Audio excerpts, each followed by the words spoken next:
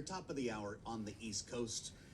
We can almost hear the music from inside the bureau here. You can hear it in the briefing room, apparently. There's music currently blaring out of the Rose Garden, which now looks a lot like the patio at Mar-a-Lago. All the pavers are out there, even the Mar-a-Lago yellow and white striped umbrellas are at the tables. And you know, the president likes to hang out Mar-a-Lago. We've talked about this. And DJ, he gets the iPad out and starts playing his favorites from Les Mis and so on. Well, that's happening right now, apparently, at the White House. You can't just walk into the Rose Garden. So we're only hearing what's going on there. And the press pool is keeping us up to date with the music selection. A little bit of color here. Correspondents so far have heard David Bowie. He's a Bowie fan? The Beatles? Michael Jackson. I know Andrea Bocelli is not news. We hear a lot of that. And yes, Les Mis, I Dreamed a Dream. The music is still playing. The White House did not share information about who the president is with playing the music out there, but he has policy meetings and a media interview on his schedule today. We've got breaking news here from Texas. And boy, there's been a big wind up to this one, complete with Democrats fleeing the state to deprive Republicans of the quorum needed to redraw the congressional map. They had to come home eventually. We talked to some of them right here on Balance of Power.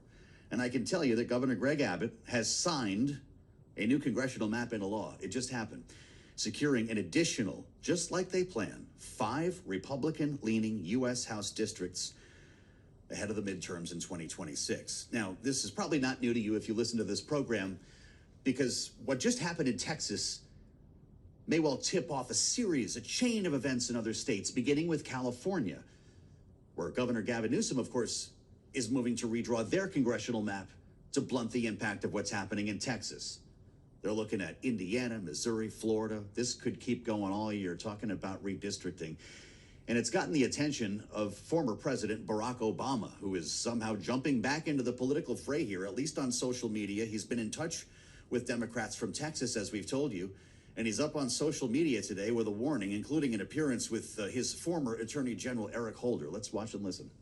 We're facing an existential threat to our democracy, and we need your help.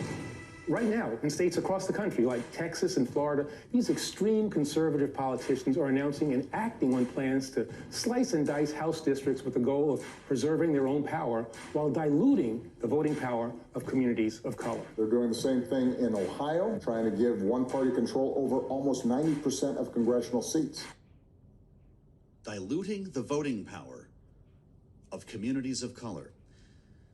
That's going to be the message that we hear from Democrats in what will likely be a raging debate lasting straight through the midterms. We assembled our political panel for their take on this. They've been talking about this each stage of the process. Now that the governor has signed this into law, it is on. Bloomberg Politics contributors Jeannie Shanzano, democracy visiting fellow at Harvard Kennedy School Ash Center, and Rick Davis, partner at Stone Court Capital, a Republican strategist. Great to see you both here. Jeannie, it's on. What will be the answer from California? You know, I think they will likely pass this, but I am just sitting back, Joe, and thinking that, you know, Barack Obama coming back to the forefront is really important for the Democrats, because the Democrats have been floundering. And we haven't talked about this, Joe, but I'm going to give you one example. At their meeting the other day in Minneapolis, they spent some time adopting a fight song for the Democrats. And I'm not making this up. And the lyrics, Joe, you've got to read them to believe them. But that is a party without a leader. And the problem, though, is that Barack Obama is, as attractive as he is to so many Democrats, a backward-looking leader. They do need somebody forward-looking. And that's where places like California and Illinois with Gavin Newsom, J.B. Pritzker, Whitmer in Michigan, elsewhere, Andy Beshear in Kentucky and elsewhere. We do need a Democrat to take the helm of this party so that they can respond to these threats. Barack Obama coming, I think, to me is a sign that leadership is needed at this moment, and the party is rudderless at this point, without a leader, and that's a problem for any party. Rick, you know what it's like to run up against messaging from Barack Obama. Does it matter in 2025 that he's involved? You know, I think the jury's out on that one right now, Joe. Look, I mean, he didn't just join the political debate. He got kicked out of his rocking chair, wherever he was rocking, by Donald Trump, claiming treasonous activity on the part of his oversight of the Justice Department and the Russia investigation. He's been savaged on policy grounds by Donald Trump, you know, and obviously this attack through the gerrymandering strategy to, frankly, soften up the ground pre-midterms. I think finally had Democrats, as Jeannie said, you know, screaming, we need help. And, you know, it wasn't like he was particularly engaged for the last 9 months when a lot of these things were happening. So it is interesting that he's chosen this time, this issue to mobilize, you know, into his political activity. And look, we saw him jump into the fray in support of Kamala Harris, and it had zero impact. So I'm excited because it's like a new participant in the political dialogue. We love that, more the merrier. But I'm really questioning whether or not this will have any impact on the debate. What are your students, Jeannie, you're a political science professor as well. We have to remind everybody at Iona University, and that means you spend a lot of time around young people. You're, of course, walking around the campus at Harvard. Does everyone know, for Barack Obama, does everyone know who Eric Holder even is when it comes to the young voters they're trying to talk to? Yeah, that's a tough one because it does go back a while. There are certainly active students do know, but again, you need somebody who they can see as forward looking and who is speaking to what they care about. And without question, there is an enormous divide in the Democratic Party. We always talk about it in the Republican Party, but there's an enormous divide in the Democratic Party. That divide is ideological as it concerns issues, including key issues like what's going on in Gaza right now. We see with the choice of Mamdani in New York City, it is generational. So there's a divide in the party. We're not going to be able to fix that before the midterm election. And so this does create a challenge for the party. That is why it's important that Barack Obama and Eric Holder and others are out and they're talking about important things like gerrymandering. But the reality is that we are going to need other voices to come along. And there's a great bench in the Democratic Party, but they've got to be young and they don't have to be young, but they have to be forward thinking, I should say, and they've got to be able to speak to this party and somehow deal with the division that is very much bubbling up in this party.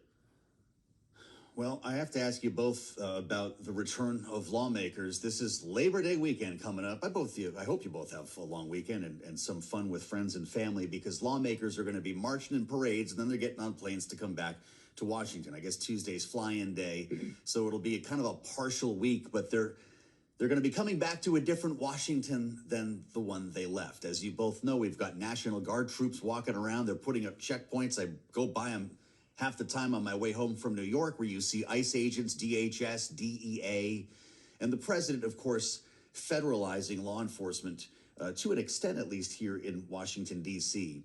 He's got a limit on this. It's supposed to be 30 days unless Congress gives him more money and more time. And the Speaker of the House, Mike Johnson, talked about that earlier today on Fox. Let's listen. I'm all for it. I told the president, and yesterday morning we talked about this, and I said, we will give you the resources and the authority necessary to complete this job, because it is wildly popular. You've seen the Democrat mayor of D.C. came out and said, thank you for the reinforcements. We have to bring law and order back. We're the party. He's the president to do it, and we're going to show that to the people. The statistics are overwhelming, and it's ridiculous for him to deny that he needs assistance with that. So I hope the National Guard does go to Chicago. Well, okay, we'll see about Chicago. What are Republican lawmakers going to do with this when they come back to town, Rick? Are you hearing anything about an extension? Would they go that far?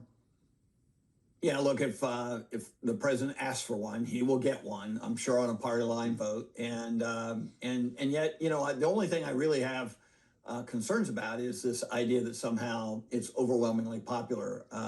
New polling out just this week has indicated it's actually wildly unpopular. The deployment of National Guard for peacekeeping has not been seen as a welcome thing by the public writ large. I'm sure when you slice and dice it, and you say, you know, do you want to feel safe in your own home? And the only way to do it is the National Guard, yes or no. I mean, sure, you're going to get a good reaction from that. But everything I'm seeing is this has actually got the potential to turn against the president. He has been immune to the political realities of some of his decisions. You know, and a good example of that is the Build Back Better, I'm sorry, Big Beautiful Bill. Too many B's in the political lexicon. And so they just sort of like, regardless of how popular it is, they just plow ahead and keep talking about it. And so I don't know if they're going to get this extension if they want it, but I don't know if it's a very good thing for the party. Well, I'll tell you, it's going to be interesting, Jeannie, and I'm not sure Democrats will be able to influence this a lot. But what do you make of Rick's point here? Because there was a thought that this is being well received in some quarters. Will Republican lawmakers back Donald Trump to keep doing more, including going to Chicago? Yeah, not if, to Rick's point, they actually look at the polls. There was a poll by a conservative group in Chicago. It is, as Rick described it, wildly unpopular. There was a poll from Quinnipiac, wildly unpopular. And the problem here is that you have a president doing what presidents tend to do sometimes, which is to overread their mandate. People want to deal with crime, absolutely, every single one of us. But that does not equate to putting troops that are armed on the ground or sending in the National Guard, because for a variety of reasons, including the fact that they are not trained. The other part of this, which ties into everything we've been talking about, whether it's Lisa Cook or the CDC, is the reality, which is that crime is at an all-time low across the country and in DC. And if this really is about crime, you have to deal with those numbers. And of course, we have a president who wants to throw out data and facts and anybody who collects them and to make his own reality. And so the fact is crime is down. Can we do better? Get it to zero, hopefully. But this is not about crime. This is about Donald Trump being able to put troops on the ground to do what he wants. And by the way, if it was about crime, most violent day in Washington, D.C. was January 6th. He was president. He didn't send in troops. Jeannie Shanzano and Rick Davis, our panel for hour one. We'll be back in hour two. I can hear the Rose Garden from here, guys. This is what we're talking about. Donald Trump, crank it. We'll welcome our global television audience and bring the panel back with much more to follow on Balance of Power. This is Bloomberg.